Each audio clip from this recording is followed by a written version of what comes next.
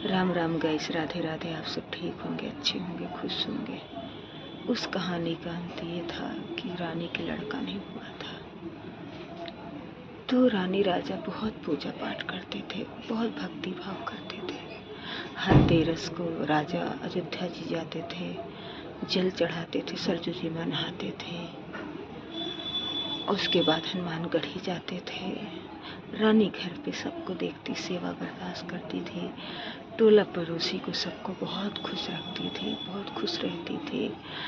और वो भी काली माँ के मंदिर जाना, सबको भक्ति भाव देना, सबको बातें बताना, गांव गढ़ी जो भी कोई पूछने आता था सबको सही राय देना, बहुत अच्छी थी। और रानी के जो सास थी, उनकी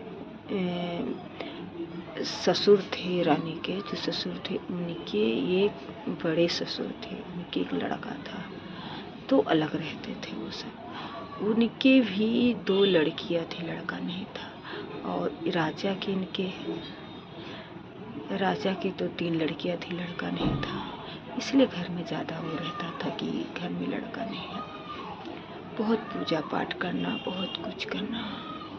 फिर ऐसा सुनने में आया कि राजा मंदिर गए थे, अयोध्या जी गए, वहाँ भक्ति भाव हुआ, रानी के पेट में गर्भ हुआ।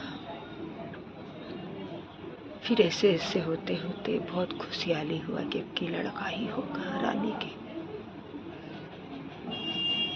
बहुत खुश हुई, इतना खुश हुई रानी कि सब लोग कह रहे थे कि जान सच ही होगा। फिर रानी के 9वें महीना में लड़का हुआ। इतनी खुशहाली हुआ घर में, इतनी खुश हुए सब लोग। उनके जेठ, रानी का जेठ, जेठानी, और जो इनके घर में फैमिली थी पूरी, गांव गढ़ी बहुत खुश हुआ, बहुत खुश हुआ कि राजा के घर में लड़का हुआ। बहुत खुश हुआ। पीतल का बर्तन दान देना, चावल दाल दान देना, जिसको जो पद पड़ा राजा दान दिए, जो मांगा वो दे राजा ने। उन्होंने नहीं सोचा कि मैंने क्या ही पा गया।